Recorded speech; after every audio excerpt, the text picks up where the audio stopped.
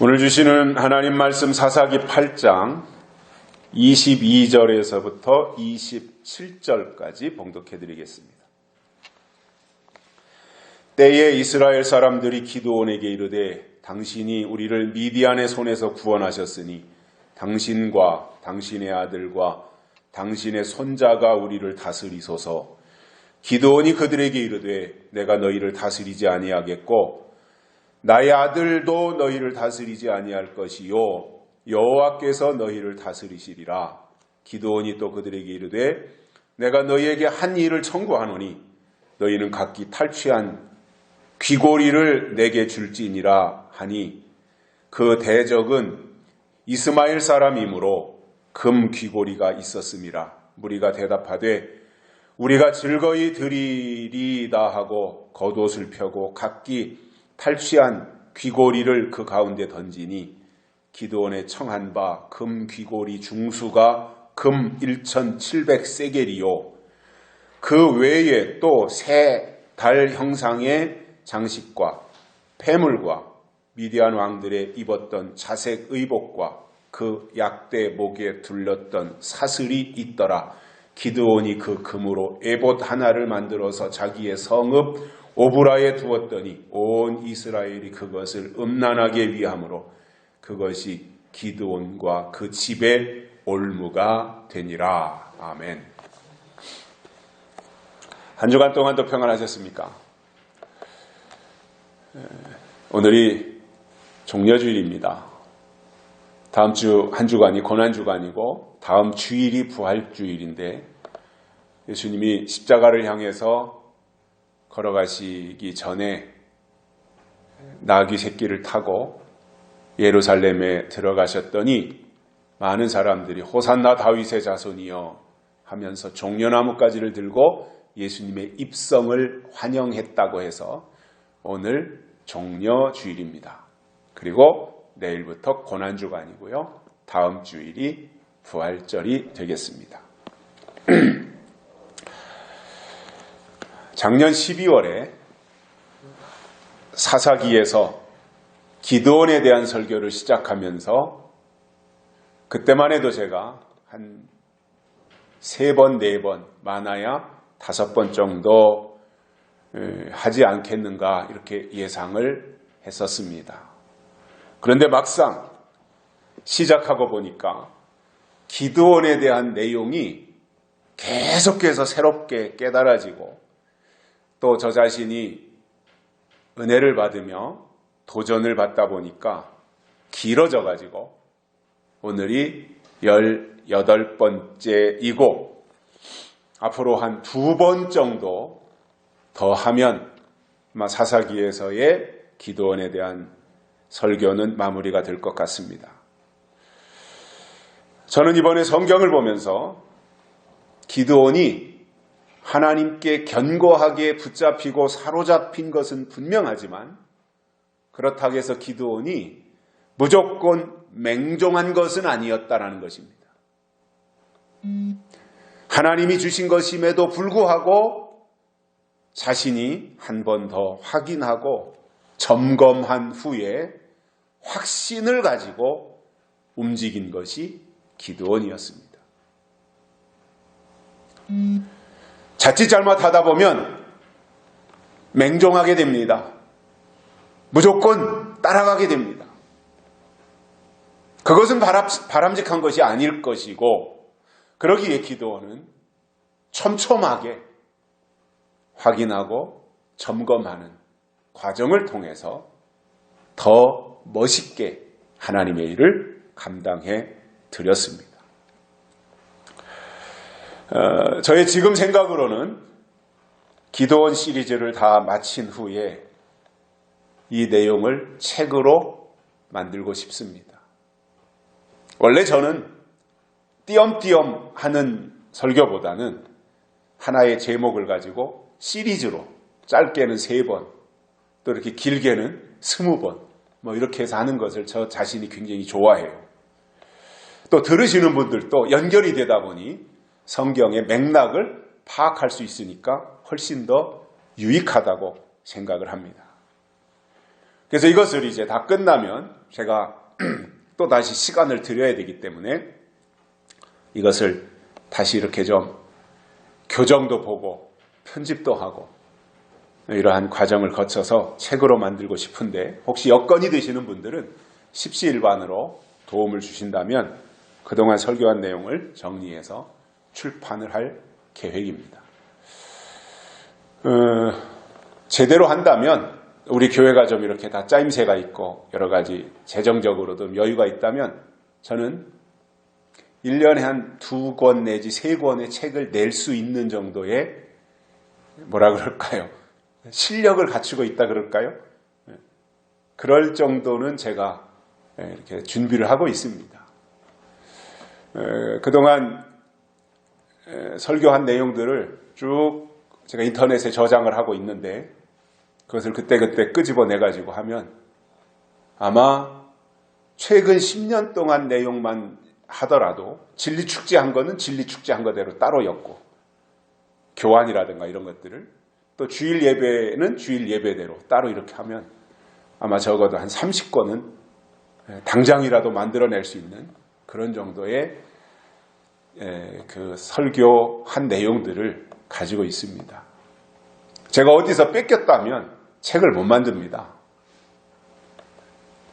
그런데 제가 기도하고 묵상하고 그때그때 깨달아진 것들을 가지고 설교를 하기 때문에 저는 자신 있게 이것을 내용을 책으로 만들어서도 떳떳하게 내놓을 수 있다라는 것입니다.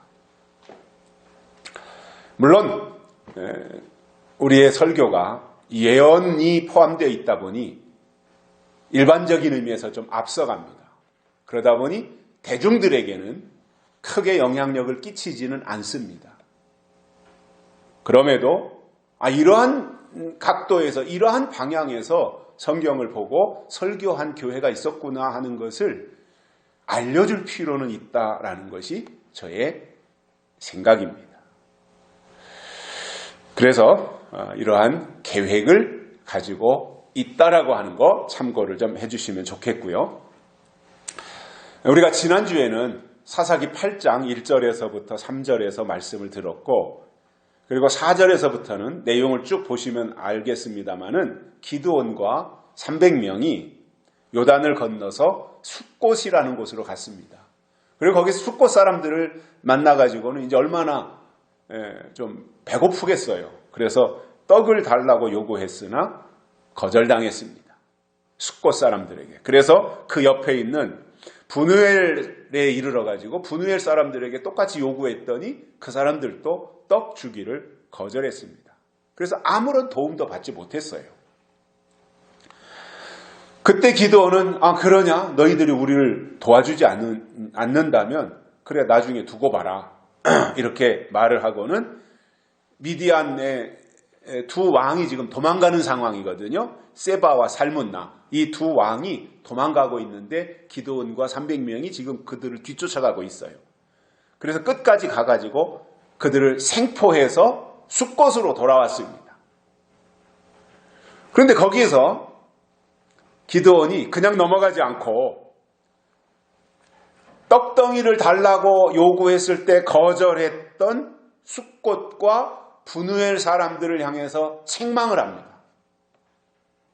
그리고 분우엘 같은 경우에는 그들을 심판한 후에 두 왕인 세바와 살문나를 죽이는 내용이 지난주일 4절부터 8장 4절부터 오늘 본문으로 읽어드린 22절 앞에까지 나오는 그런 내용이에요. 그래서 이 부분은 특별하게 전달해드릴 메시지가 이렇게 좀 이것까지 가다 보면 너무 길어지고 좀 진부해질 것 같아서 이 부분은 제가 이렇게 오늘 압축해서 설명하는 내용으로 말씀을 드리고요.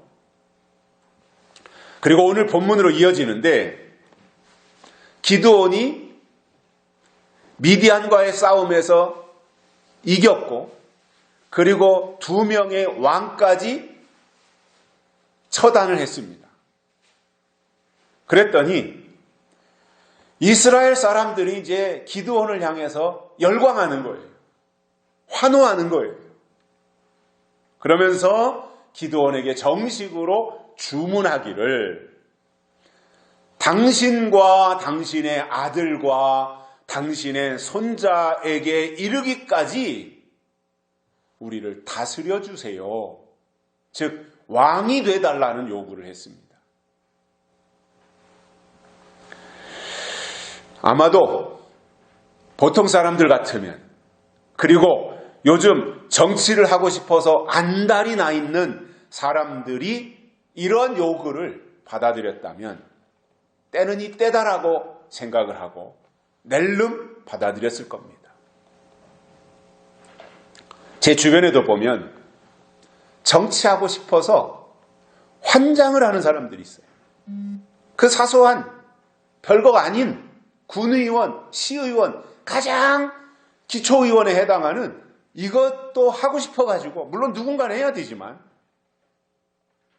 그런데 하고 싶어하는 그 사람들, 거기다가 목숨을 내걸고 있는 그 사람들을 보면 별로 인기도 없는 사람들이 그래요. 또 지역에서 인정도 받지 못하는 입장인데도 불구하고 선거 때만 되면 몸살을 하다가 출마하는 사람들이 있어요. 당연히 떨어지지요.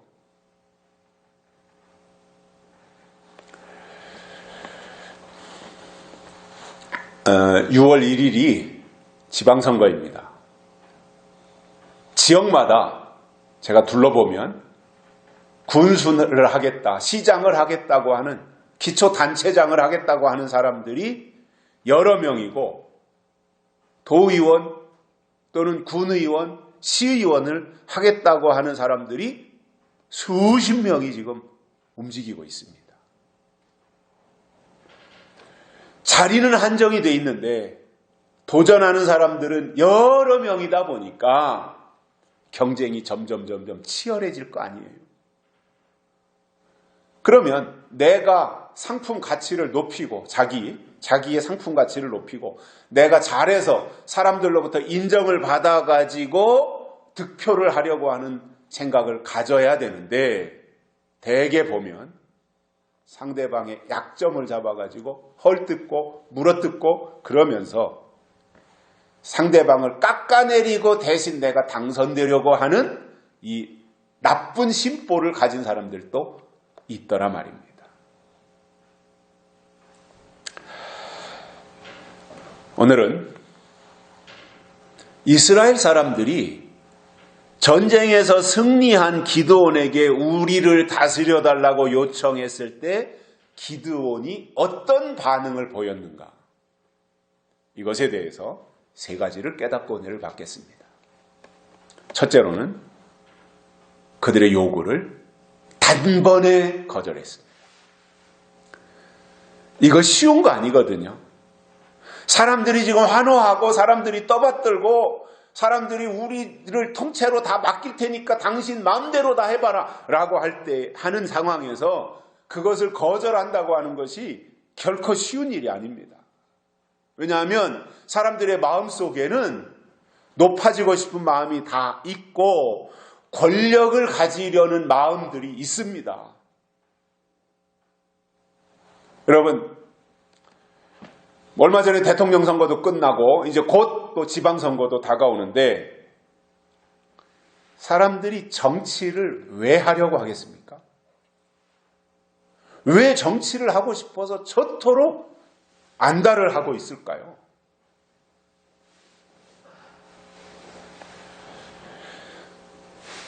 선거 때만 되면 나타나가지고 달콤한 말로 국민을 섬기겠습니다. 시민을 섬기겠습니다. 그러면서 내가 시민을 위해서 상머슴이 되겠습니다. 시민의 발이 되고 손이 되겠습니다. 시민의 목소리를 귀 기울여 다 듣겠습니다. 소머지의 귀가 되겠습니다.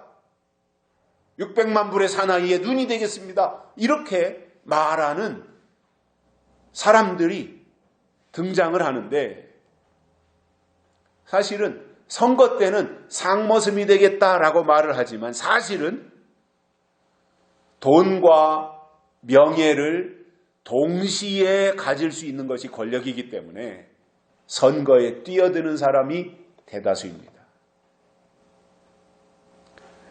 군수나 시장이 된다고 하는 것, 제가 한번 쭉 자료를 조사해 봤어요. 시장을 한다. 이렇게 쬐깐한 지역에서 시장을 한다. 시장의 연봉이 한 1억 2천 정도 됩니다. 그리고 시장이 1년 동안 쓸 수 있는 판공비가 한 2억 정도 됩니다. 자가용이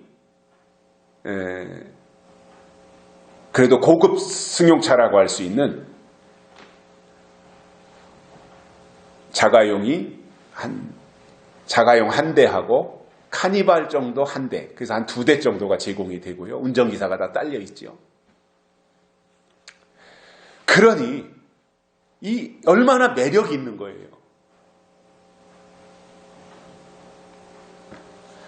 서산시 인구가 약 18만 명이고 인근 도시인 당진시의 인구가 약 17만 명 정도 됩니다.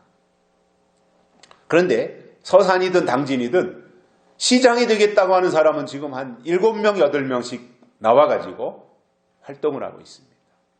다 자기가 시장이 돼야 된다고 말을 합니다. 그런데 그들을 면면을 보면 후보자로 활동할 때는 별 볼 일 없어요. 별로 눈에 띄지도 않아요. 그런데 그런 가운데서 경쟁을 해가지고 시민들로부터 최종 선택을 받아서 막상 시장에 당선이 되고 나면 그때부터는 태도가 달라지고 그 사람들의 어떠한 권위가 생기고 위치가 달라지는 거예요. 당장 1,500명 정도에 이르는 공무원들의 인사권을 가지고 있습니다. 또 시 예산이 1년이면 약 1조 정도 되니까 예산을 집행할 수 있는 권한이 시장에게 생깁니다. 그리고 또 지역에 각종 공장이 들어온다든가 대규모 기업이 들어온다든가 할 때 그것에 대해서 인가를 내주고 허가를 내주는 인허가권이 시장에게 있습니다. 그야말로 막강한 권력과 영향력이 당선되는 순간 시장에게 주어지는 거예요. 그러니 힘들어도 어려워도 많은 사람들이 거기에 도전을 하는 겁니다.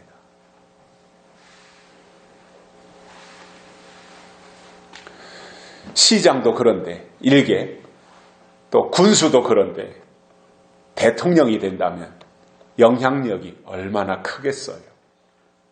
더 나아가서 왕이라면 대통령보다도 더 권한이 많은 게 왕이잖아요. 입법과 사법과 행정, 이 모든 것을 다 가지고 있는 것이 왕이고, 왕의 말은 그 자체가 법이니까 불가능한 것이 없는 것이 왕입니다. 자, 기드온이 미디안과의 전쟁에서 크게 승리하고 돌아왔을 때 이스라엘 백성들의 민심은 기드온이 왕이 돼서 우리를 다스려주면 좋겠다. 이것이 확 퍼진 거예요. 그런데 기드온은 그것에 대해서 나는 너희를 다스리지 않겠다 이렇게 거절했다는 사실입니다. 이게요, 말이 쉽지 절대로 쉬운 것이 아닙니다. 그런데 기드온이 이렇게 거절하는 이유가 더 놀라운 것인데, 기드온이 이렇게 말합니다. 나는 너희들의 왕이 되지 않겠다. 대신 하나님이 너희를 다스리실 것이다. 이렇게 말했어요. 참 대단한 기드온이지 않습니까? 저는 이렇게 기드온을, 이런 내용을 성경을 통해서 보면서 기드온이라고 하는 사람은 세상 정치에 관심이 없었고 오직 그는 하나님만 집중하고 살았다 이렇게 생각이 들어요. 그래서 왕이 되달라고 하는, 우리를 다스려달라고 하는 백성들의 제안을 단칼에 물리칠 정도로 그는 하나님을 위해서 살겠다고 하는 이 마음이 훨씬 더 컸던 사람으로 보여집니다. 자, 우리가 지금 신앙생활을 하고 있습니다. 우리 주변에도 많은 사람들이 신앙생활을 가장 소중하게 생각하고 교회 생활을 하고 있는데, 일반적으로 이렇게 우리가 말을 합니다. 아무개가 신앙생활을 잘한다고 하는 것은 뭐예요? 예배에 잘 참석하고, 그리고 교회가 하는 일에 순종하고, 이런 정도로 큰 넓은 의미로 이렇게 생각을 하겠는데, 사실은 우리가 엄밀한 의미에서 보면 신앙은요, 거절하는 데서부터 출발하는 것이 맞습니다. 순종하는 데서 시작하는 것이 아니라 거절하는 데서부터 시작해야 된다는 것이 맞는 거예요. 저는 기도원을 통해서 그렇게 배우고 그렇게 봤고, 또 기도원의 이 내용들을 쭉 지금 오늘 18번째까지 말씀을 준비하면서 성경 전체를 다시 한번 쭉 훑어볼 수 있는 기회가 있어서 그 관점에서 보니까 이게 옳더라는 거예요. 신앙생활을 잘하려면 거절을 잘해야 된다라는 이 생각을 제가 다시 한번 굉장히 크게 받아들이고 있습니다. 모세를 보면 믿음으로 장성하여 바로의 공주의 아들이라 칭함을 거절하고 이렇게 나옵니다. 바로의 공주의 아들이 되면 나중에 애굽의 왕이 될 수 있는 사람인 겁니다. 그런데 모세는 그것을 거절했습니다. 그 거절할 수 있었던 이유가 뭐냐면 모세는 믿음으로 장성했다는 겁니다. 그래서 거절은 누가 하느냐 하면 믿음으로 장성한 자가 거절할 수 있다 이 말입니다. 모세가 그랬던 것입니다. 우리의 신앙이 장성해야 되는 이유가 여러 가지가 있는데, 하나님의 뜻을 더 가까이에서 경험하기 위해서 우리가 장성해야 되는 거 있지만, 또 다른 측면에서는 우리가 장성해야 거절할 것에 대해서 과감하게 거절할 수 있기 때문에 그런 겁니다. 아합 왕이라고 하는 사람이 라합의 나봇의 포도원을 탐을 내고 있었습니다. 나봇의 포도원, 그 얼마 되지도 않고 왕이면 온 나라가 자기 건데 그까짓 거 나봇이 포도원 운영해봐야 그 몇천 평 되겠습니까? 그런데 그것을 왕궁에서 내려다보고는 그 포도원을 가지지 못한 것에 대해서 신경이 쓰여가지고 시검을 전폐하고 있을 때 아합 왕의 부인이었던 이세벨이 와서 남편이 그런 모습을 보고는 물어봤습니다. 왜 그러느냐고. 그랬더니 자초지종을 얘기하는 거예요. 저 나봇의 포도원, 저게 늘 신경이 쓰이고 저것을 내가 가져 소유해야 되겠다. 나한테는 소유권을 이전하지 않으면 내가 밤에 잠을 잘 수 없겠다. 이런 식으로 말을 하니까 사람을 보내서 협상을 하지 않았겠어요? 어이, 나봇, 왕께서 그것을 가지고 싶어 하니 가격은 넉넉히 쳐줄 테니까 그것을 파소! 이렇게 요구를 했지 않겠습니까? 그런데 나봇은 아니다. 이것은 절대 팔 수 없다. 왜 팔 수 없냐? 이것은 조상 대대로 물려받은 기업이기 때문에 다른 것은 몰라도 기업을 어떻게 파느냐 이거예요. 그래서 거절했습니다. 이세벨이라고 하는 그 여자가 호락호락 뒤로 물러설 사람이 아니잖아요. 그러니까 거절하는 그 나봇을 죽이고 포도원을 강제로 뺏어갔습니다. 이 나봇은 죽으면서도 조상으로부터 물려받은 기업을 지켰고요. 하나님이 주신 기업을 지키다가 죽는 것을 성경은 순교라고 말하고 있습니다. 이게 나봇의 죽음을 통해서 순교의 정의가 나온 겁니다. 순교가 뭡니까? 기업을 지키다가 죽는 것이 순교다 그 말입니다. 그렇다면 우리가 하나님 앞에서 신앙생활을 하고 있다면 하나님이 우리에게 주신 기업이 있어야 된단 말이에요. 그리고 그 기업을 지켜내야 된다 그 말이에요. 이것이 순교신앙이다 말입니다. 구약에서는 나봇에게는 포도원이 기업이었지만 오늘 하나님이 우리에게 주신 기업은 약속의 말씀입니다. 그것을 지켜내야 됩니다. 나의 영원하신 기업 생명보다 귀하다.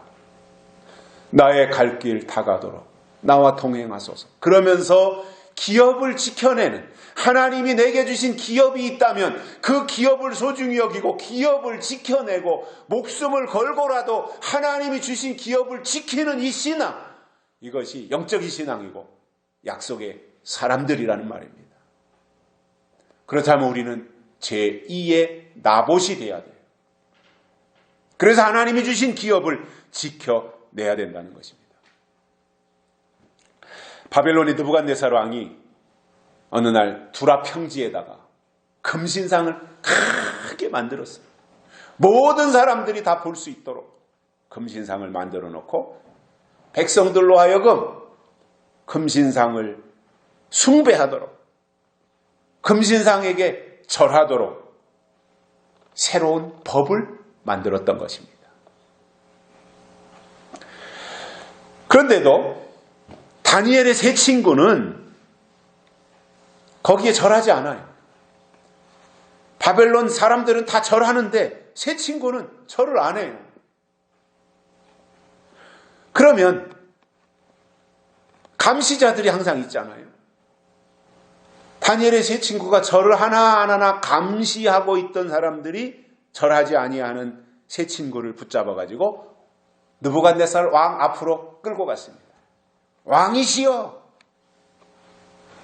이놈들이 왕의 명령을 거역했습니다.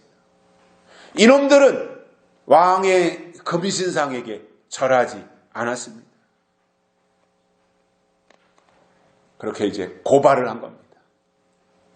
그 말을 들은 왕의 입장에서는 다니엘이나 다니엘의 세 친구나 이 유대 나라에서 포로로 잡혀온 이들이 왕족들이고 특별한 사람들이라는 것을 이제 기억하고 있기 때문에 그 사람들이 절하지 않은 것이 좀 마음에 걸리는 거예요. 그래서 종용을 합니다. 한번 얘들아, 네가 진짜 절 안 했니? 예, 절 안 했습니다. 나 너희들 소중한 관계를 계속 유지하고 싶으니 절해라. 그러면 내가 너희들을 살려줄 테니까.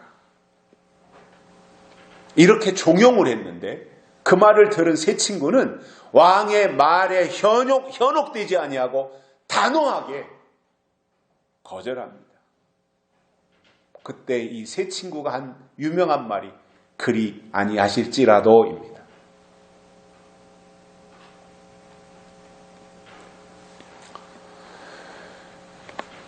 모세도 그렇고 다니엘의 세 친구도 그렇고 거절을 해야 될 자리에서는 분명하게 거절했던 겁니다.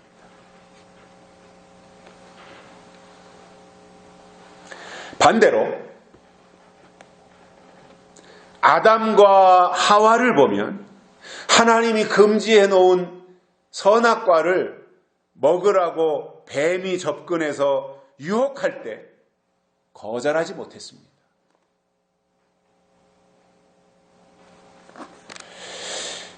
여기에서 중요한 이유를 발견할 수 있는데 먼저 받아들이고 나면 그 다음부터는 분별을 못한다는 이야기입니다. 그러나 거절할 것에 대해서 거절하고 나면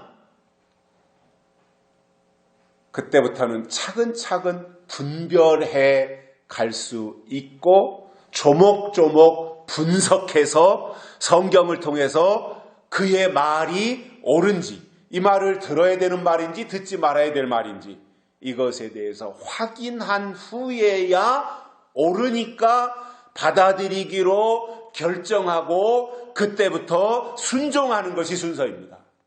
거절하고 나서 분석하고 분별한 이후에 순종하는 것이 순서라는 이야기입니다.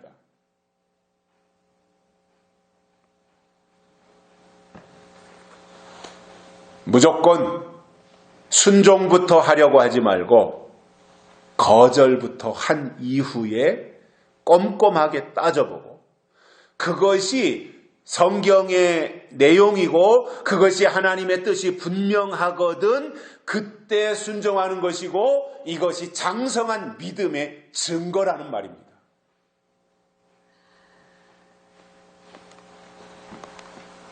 사람이 돈과 명예와 권력을 포기한다는 것이 말처럼 쉽지 않은데 기드온은 이스라엘 사람들의 요구를 거절했습니다. 참 저는 기드온 멋있다고 생각을 합니다. 아무나 다 할 수 있는 일을 그냥 받아들이고 그냥 거기에 동조해서 거기에 휩쓸려서 아 그래 알았어 내가 그렇게 해줄게 라고 갔다면 기드온도 똑같았을 텐데 그러한 엄청난 요구에 대해서 No! 나는 그렇게 하지 않아. 왜냐? 하나님이 너희를 다스리시는데 내가 왜 또 너희를 다스리냐? 그러한 신본주의의 생각을 다니엘은 가지고 있었더라는 거예요. 여러분, 교회 생활을 하면서 거절하는 것이 쉬울까요? 순종하는 것이 쉬울까요? 한번 스스로에게 대답을 해보세요. 거절하는 것이 쉬워요? 순종하는 것이 쉬워요? 같이 공동체 안에서 교회 생활을 해나갈 때. 근데 요즘 교회는 순종 훈련을 너무 잘 시켰어요. 부흥 강사들이 교회마다 다니면서 1년에 2번, 3번씩 부흥회 하면서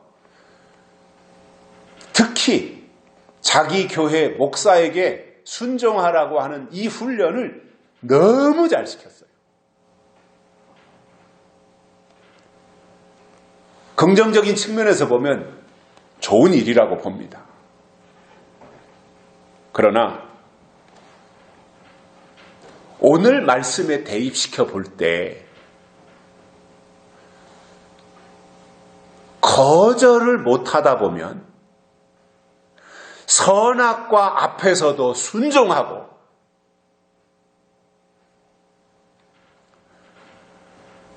거절해야 될 것을 거절하지 못하다 보니 순종하지 말아야 될 것에까지도 순종하는 이러한 어리석은 결정을 내리고야 말더라는 겁니다. 교회가 순종을 요구할 때 저는 그 순종이 뭐냐면 하나님이 주신 말씀에 대한 순종입니다. 아무리 설교자가 말을 했는데 그것이 성경과 다른 하나님의 말씀이 아닌 것에 대해서는 아멘해도 안 되고 순종해도 안 됩니다. 우리가 순종한다고 하는 것은 하나님의 말씀에 대한 순종입니다.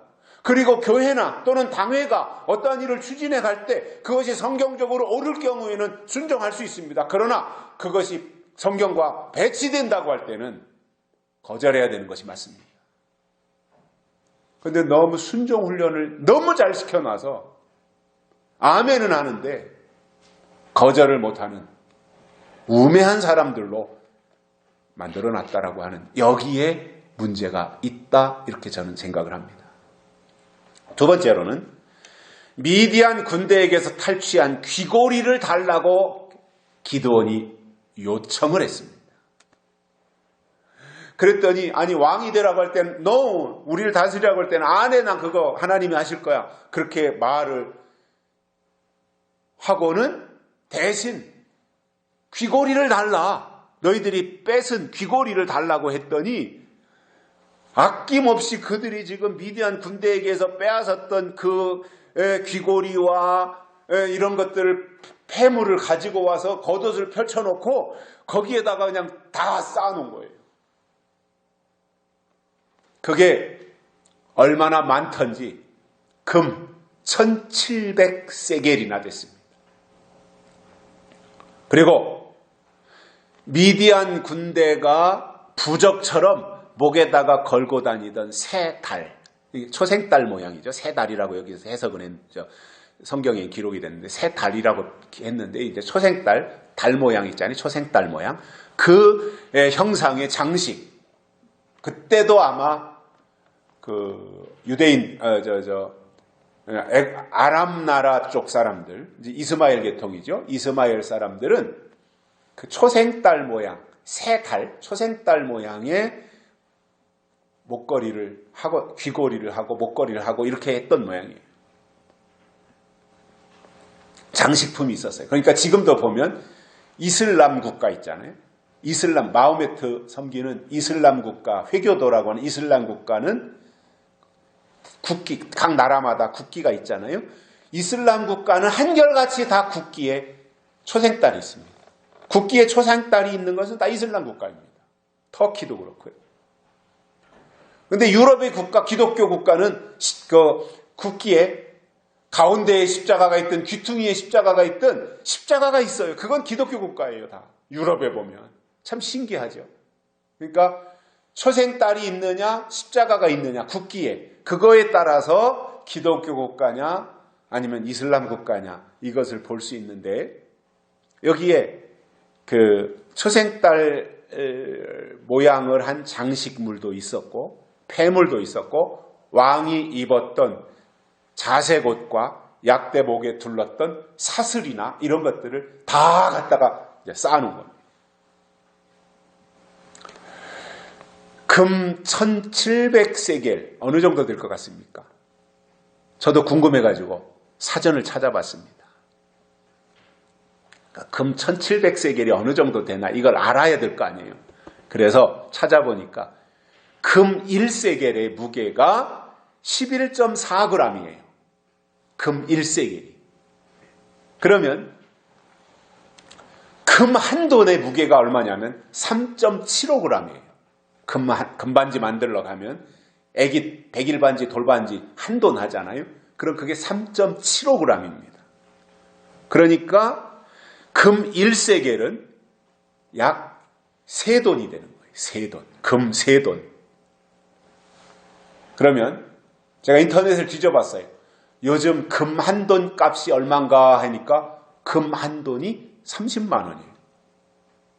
약간의 차이는 있지만 하여튼 30만 원 좀 안팎으로 지금 형성이 되어 있는데, 그러니까 금 한 돈이 30만 원이고 금 1세겔이 금 3돈이니까 1세겔의 값은 90만 원이에요.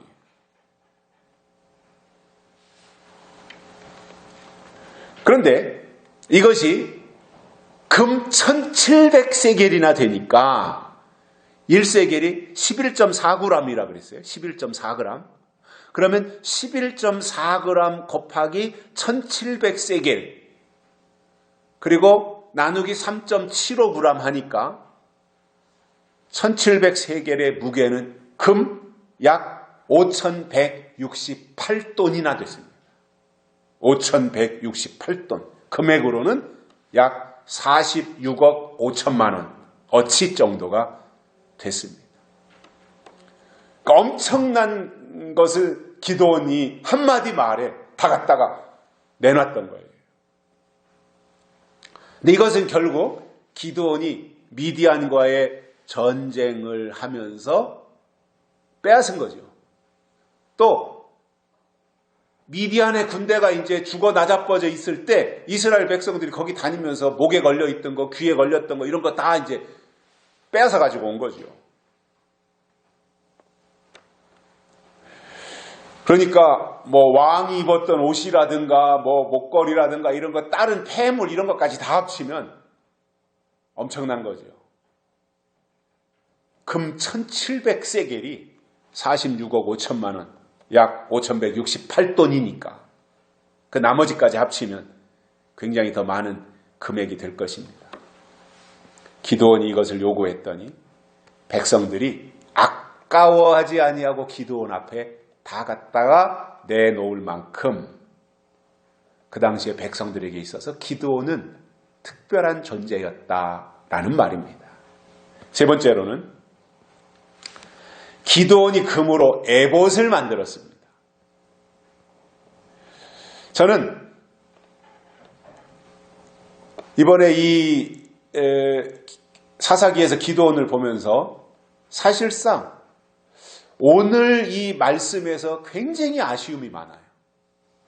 기드온이 왜 그랬을까? 지금까지 기드온은 하나님 중심으로 굉장히 잘 왔어요. 그런데 이 에봇을 만드는 사건에서부터 이제 문제가 생기더란 말이에요. 이 뒤의 내용으로 가서도 보면. 그래서 저는 왜 그랬을까 기드온이? 물론 기드온 자신의 의도는 최고 좋은 금으로 에봇을 만드는 그 시도 자체가 굉장히 선한 의도였다라고 생각을 합니다. 그런데 이것이 시간이 지나면서 예기치 못했던 일들이 벌어졌기 때문에 기드온이 만든 에봇을 사람들이 음란하게 위하기 시작하는 이 상황으로 나아가리라고 하는 기드온은 꿈에도 생각하지 못했었을 거예요. 여러분, 우리 기독교는 어떤 형상도 만들지 않습니다. 이게 우리 기독교입니다. 어떤 형상도 만들지 않아요. 왜냐하면 신자들도 사람이에요. 그러다 보면 뭔가 형상을 만들어 놓으면 똑같아지는 거예요. 거기에다가 의미를 자꾸 부여하게 되는 거예요. 출애굽 한 이스라엘 백성들이 광야에 나와서 광야길을 걸어가다가 시내 광야에서 모세가 계명을 받으러 시내산으로 올라갔습니다. 거기서 40일 금식하고 있을 때 밑에 있던 백성들이 한 일이 뭐예요? 각자 가지고 있던 금붙이를 걷어가지고 금송아지를 만들어 놓은 거예요. 이게 사람입니다. 사람이 고작 할 수 있는 일은 뭐냐? 금송아지를 만드는 겁니다. 그래서 사람의 마음속에는 뭔가 이렇게 보이는 것을 만들어 놓고 신상을 만들어 놓고 우상을 숭배하고 싶은 욕구가 근본적으로 있는 것 같아요. 하나님은 형상이 없는데 우상은 눈에 보이니까 그럴듯해 보입니다. 우상이 더 커 보이는 겁니다. 왜냐? 우상은 뭔가 형체가 있으니까요. 그러나 반대로 생각할 때 우상은 아무리 숭배하고 섬겨도 한마디 말이 없어요. 그러나 하나님은 말씀하시는 하나님이세요. 사실은 하나님은 무형상이고 비물질이지만 존재 자체이십니다. 그런데 반해서 우상은 사람이 손으로 만들어서 거기에다가 의미를 부여한 것으로 아무것도 아닌 겁니다. 그럼에도 우상을 만들어 놓고 신처럼 떠받드는 경향이 있는데 이렇게 된다면 망조가 되는 것입니다. 우리 기독교의 본질은 하나님이 주시는 약속의 말씀으로 살아가는 것이지 우상이나 형상을 만들지 않는 것입니다. 물론 오늘 말씀에서 기드온이 에봇을 만든 의도는 순수했을 것이라고 봅니다. 그러나 그것을 대하는 백성들은 기드온의 생각과 달랐기 때문에 문제가 생긴 것입니다. 자, 에봇은 대제사장이 입는 옷인데 1년에 한 번씩 지성소에 들어갈 때가 있어요. 대제사장이 에봇을 입고. 그런데 이 에봇 끝에는 방울이 달려 있습니다. 에봇을 딱 입으면 에봇 저 밑자락 끝 부분에 방울이 달려 있어요. 그러면 대제사장이 1년에 한 번씩 백성들의 죄를 용서받기 위해서 지성소에 들어갈 때 에봇을 입고 들어가면서 발목에다가 줄을 하나 묶고 들어갑니다. 왜냐하면 다행히 하나님이 대제사장의 간구를 듣고 알았어, 내가 다 백성들의 죄를 용서해 줄게 하면 대제사장이 지성소에서 살아서 나오지만 하나님이 용서를 하지 않으면 대제사장은 죽어서 나옵니다. 그래서 대제사장이 지성소 안으로 들어갈 때 발목에 줄을 묶고 금방울 달린 에봇을 입고 들어가서 지성소 안에서 걸어 다니든 어떤 행동을 할 때마다 방울 소리가 딸랑딸랑 이렇게 지성소 밖에 있는 사람들에게 들리지 않겠습니까? 그 소리를 들으면서 대제사장이 살아있구나, 다행이다, 이렇게 생각을 하는 거죠. 그러나 몇 시간이 지났는데도 방울 소리가 들리지 않으면 밖에서 대기하고 있던 사람들이 불길한 마음이 들어가지고 그때 한 번씩 발목에 줄을 당기는 거예요. 밖에서 줄을 당기는 거예요. 확인을 하는 거예요. 줄을 당겼는데 안에서 반응이 있으면 살아있구나. 움직이지 않아서 방울 소리가 안 들리는 것 뿐이지 살아있구나. 기도하나 보다. 이렇게 이제 생각을 하고 안심하겠지만 줄을 당겼는데도 아무런 반응이 없으면 죽은 것이고, 그러면 밖에서 이제 그 줄을 잡아당겨서 시신을 꺼내다가 장사를 지내는 것이 그 당시의 법입니다. 그래서 대제사장은 살아있는 증거로 방울 소리가 딸랑딸랑 이렇게 계속해서 들려야 백성들이 밖에서 그 소리를 듣고 후 하고 안심하는 거예요. 그렇기 때문에 방울 소리는 살아있다는 증거입니다. 대제사장은 방울 소리를 들려줘야 됩니다. 그래서 이 방울 소리는 살아있는 소리이고, 이 살아있는 소리는 밖에 있는 사람들에게 기쁜 소식이에요. 기쁜 소식. 살아있구나. 기쁘다. 다시 말하면 오늘 우리들에게는 방울 소리가 바로 복음이다 말입니다. 기쁜 소식, 복음이 돼야 된다는 거예요. 여러분, 우리 교회는 세대주의가 아닙니다. 우리 교회는 세대주의를 절대로 말하지 않고, 우리 교회는 세대주의와 관련돼서 말씀을 증거해 본 적이 없습니다. 우리 교회는 세대주의가 아닙니다. 다만 성경이 말씀하는 시대는 구분합니다. 세대주의는 성경을 7시대로 구분을 합니다.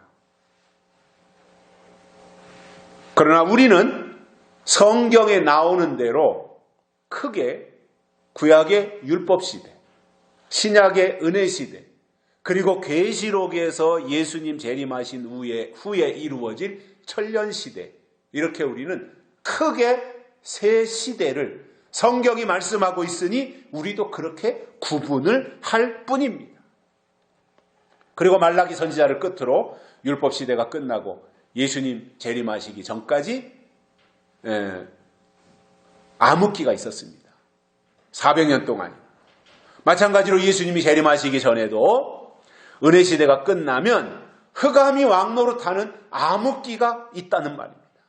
계시록 9장에서 이것을 설명하는데 황충이가 무적행에서부터 올라오면 해와 공기를 어둡게 하는 흑암의 시기가 온다라는 겁니다.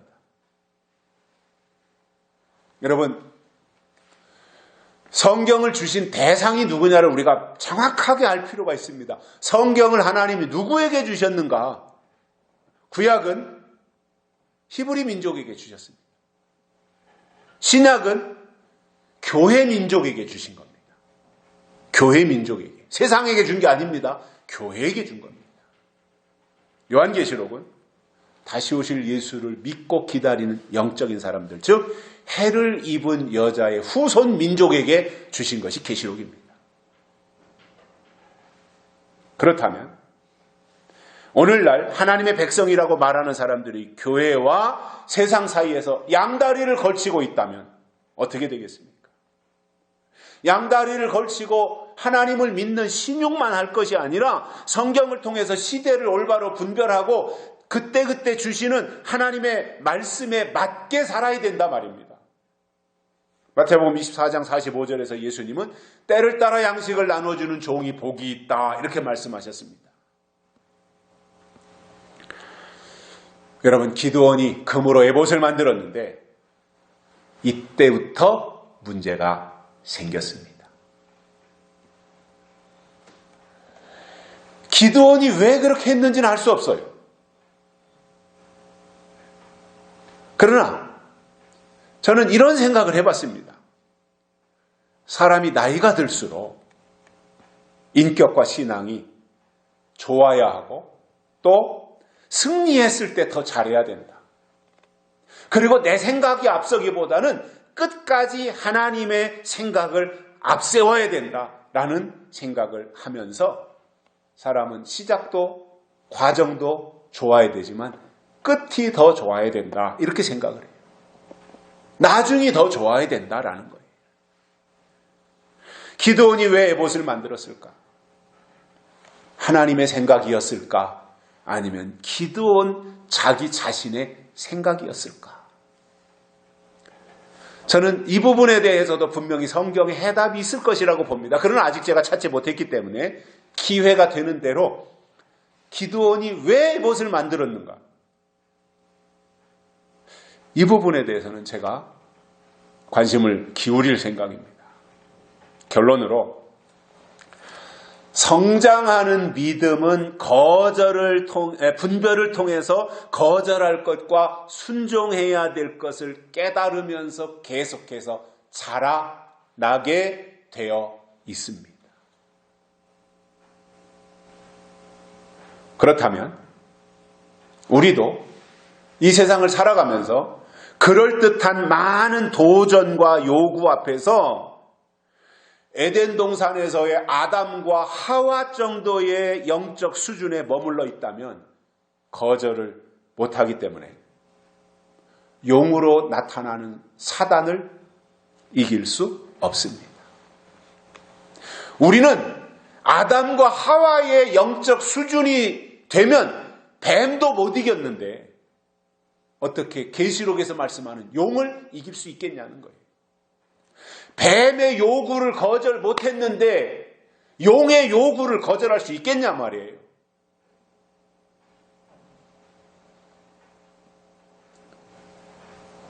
그렇다면 우리가 먼저 단호하게 거절한 다음에 확인하고 나서 이것을 받아들여야 될 것인지 말아야 될 것인지를 결정하는 것이 성숙한 사람의 모습입니다. 기드온이 왕이 되라고 하는 요구를 거절한 것처럼 우리도 세상에서 살면서 세상이 주는 명예 또는 세상이 가져다주는 유혹 이러한 것들을 먼저 거절하고 하나님의 뜻을 끝까지 중단하지 말고 찾아가는 복된 종들이 되시기를 주의 이름으로 축복합니다. 살아계신 하나님 아버지 감사합니다. 오늘 또 불러주시고 말씀을 주셨습니다. 우리가 사람들의 요구 앞에서 거절할 것을 먼저 거절할 수 있는 장성한 믿음이 되게 하시고 그것을 위해서 분별할 줄 아는 믿음의 장부들이 되도록 축복해 주옵소서. 다시 오실 예수님의 이름으로 간절히 기도드리옵나이다. 아멘. 찬송가 447장입니다. 새 찬송가는 393장입니다.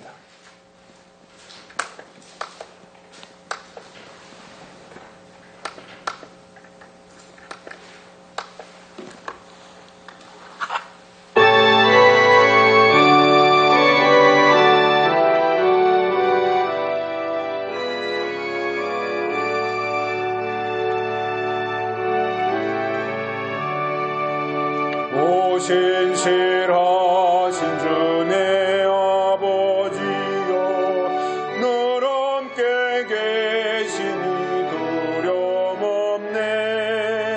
그 사랑 변찮고 날 지키시며 어제나 오늘이 한결같네. 온 신실하신 주 신실하신 주 날마다 자비를 베푸시며 일용할 모든 것 내려주시니 오 신실하신 주 나의 구 3절입니다. 내 죄를 사하여 아니하시고 주 친히 오셔서 인도하네. 오늘의 힘되고 내일의 소망 주만이 만복을 누리시네. 오 신실하신 주 오 신실하신